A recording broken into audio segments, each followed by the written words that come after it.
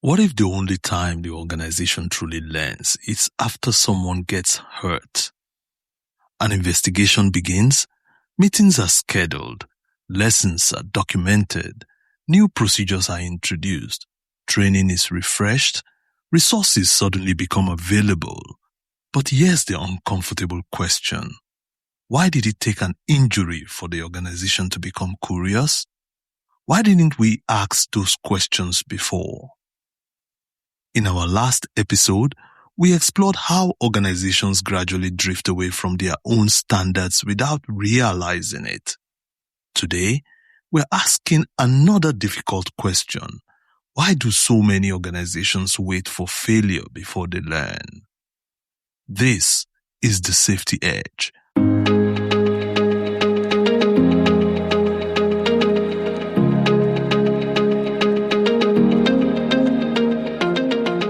Welcome back to the Safety Edge podcast, where safety leaders sharpen their edge. I'm Charles Edgar, your safety leadership coach. In this podcast, we explore the real dilemmas safety leaders face on site and in the workplace. Not textbook examples, not perfect scenarios, but the challenging, uncomfortable human moments when there is no obvious right answer and the pressure is real. And in each episode, we unpack one real-world leadership dilemma and explore how adopting a coaching mindset can make the difference. Not by controlling people, but by sharpening how we think, listen, and lead. Most organizations say they believe in continuous improvement, yet many only improve after something goes wrong. An injury, a fatality, a major release, a regulatory compliance investigation. It's almost as though pain becomes the organization's teacher. The incidents become the trigger for attention, budgets suddenly appear, leadership suddenly asks questions, committees suddenly become active. But proactive learning asks a different question. What can we learn from these recurring successes before failure teaches us? Because every successful day contains valuable lessons. Every normal shift, every recovery, every adaptation, every close call, every concern someone almost raised. Those are the opportunities for learning, if only we are willing to notice and take advantage of them. Picture this. A maintenance technician falls while trying to reach an elevated equipment. The injury isn't life-threatening, but it's serious enough to stop operations. The investigation begins. During interviews, someone says, "We've complained about those access platforms for months." Another says, "We nearly had the same incident last month." Yet another adds, "We always knew it wasn't ideal." The records reveal several near misses, multiple maintenance requests, several informal conversations, even photographs documenting the deteriorating conditions of the access platforms. Yet nothing changed. Not because nobody cared, but because nothing bad had happened yet. Now, after the injury, funding is approved, equipment is replaced, new inspections are introduced. Leadership calls it learning, but is it really learning or simply reacting? As the safety manager, you noticed the operational drift long before the incident.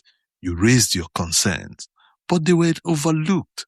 Now, after the incident, there's an urge to say, "I told you so." But then you pause. You hesitate because another thought enters your mind. What if others see this as my failure to influence management to act before the incident occurred? Instead of feeling vindicated, you find yourself questioning your own effectiveness. Could you have communicated the risk differently? Or even escalated it further? Or maybe built a stronger case for action? So you remain silent, reflecting on what to do next. Now you are in a dilemma.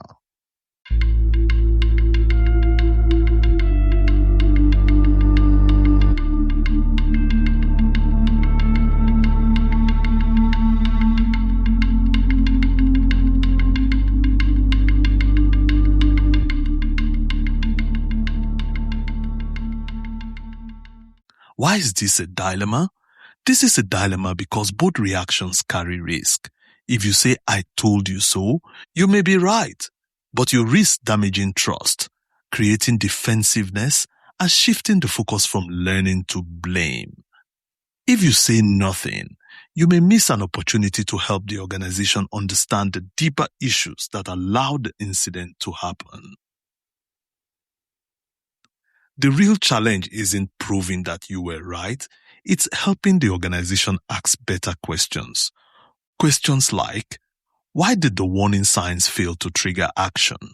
What barriers prevented leaders from responding? Were the risks communicated in a way that created urgency? What organizational factors normalized the drift? How can we strengthen our system so early warnings lead to timely decisions? The most effective safety leaders don't use incidents to validate themselves. They use them to improve the system. That's the difference between being right and making a difference. Too often, organizations become very good at learning after something goes wrong. Reactive learning feels like productivity. People investigate, actions are assigned, reports are completed, changes are implemented. It creates the impression that the organization learns well. But the real question isn't how well do we investigate failures? It's how well do we learn from success, uncertainty, and weak signals before failure occurs. Because waiting for accidents creates a dangerous dependency. It teaches the organization that evidence isn't convincing until someone gets hurt. And by then, the tuition has already been paid. The most resilient organizations don't wait for failure to justify action. They learn while the system is still working. They listen for weak signals. They challenge operational drift. And they act before the cost of learning becomes a human consequence.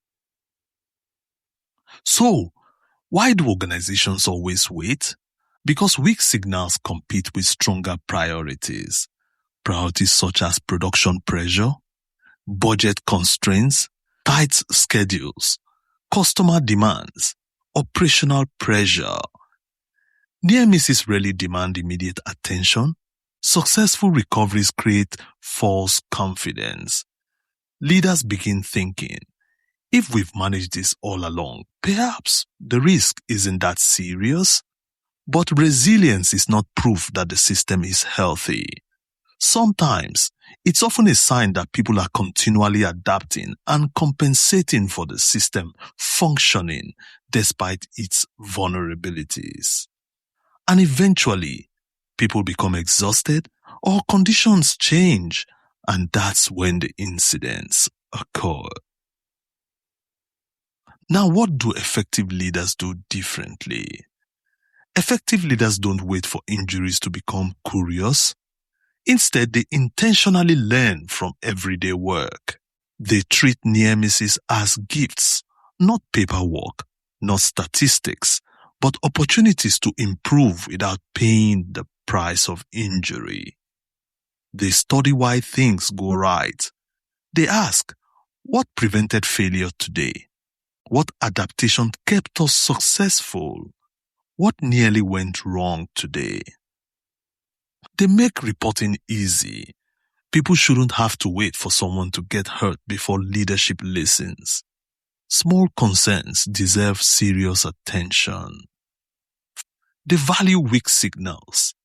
One unusual observation, one recurring workaround, one delayed repair, one uncomfortable conversation. They often tell us more than injury statistics. They reward learning, not just performance. Instead of celebrating only incident-free numbers, they celebrate curiosity, questioning, reporting, and reflection. Because organizations improve faster when learning becomes part of daily work, not post-incident work. Now let's take this into the field and see it through a coaching lens.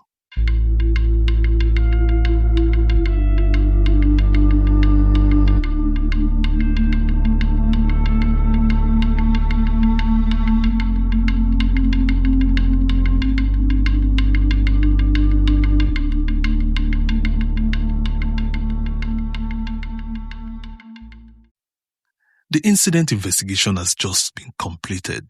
The safety leaders meet with the supervisors, and the leader says, "Now that we have identified all corrective actions, can I ask something different?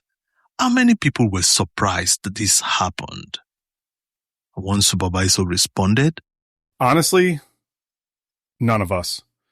As you know, we had discussed the risk several times." And the leader responded, "Interesting. So, when did we first recognize this?" "Well, probably 6 months ago." "So what stopped us from acting then?" "I guess there were other priorities, budget constraints, pressure to meet our production targets, and planning for the plant shutdown. Also, since nothing bad happened, we thought we'd fix it during the scheduled shutdown maintenance." "So, what changed now?" "Well, I guess since someone got hurt, so we need to act now." Did the risk change? Or did our willingness to respond change? I hadn't thought about it that way. You're right. It probably should have been taken more seriously. That's the challenge. Many organizations don't fail because they lack knowledge. They fail because knowledge doesn't always translate to action. The warning signs are often visible long before the incident occurs. Real safety leadership is not about waiting for failure to create urgency. It's creating the urgency to act before failure compels us to. Notice what happened here? The organizations already possessed the information. The hazard wasn't invisible. The learning wasn't unavailable. The injury simply made it impossible to ignore. Strong leaders shorten the distance between awareness and action. They don't wait for consequences to validate concerns, because every day we delay, the system is quietly deciding that the risk is probably acceptable to the team. Now let's go over the key takeaways from this episode. Learning after incident is necessary, but it should never be our primary learning strategy. The strongest organizations learn from near misses, everyday work, weak signals, successful recoveries, employee concerns, and operational adaptations. Because every incident was once only a possibility. The organization that improves fastest don't wait until possibility becomes reality. And remember, organizations that learn before failure create safer futures. Because that commitment to learning, that pursuit of deeper understanding, that courage to stay curious, that is the edge.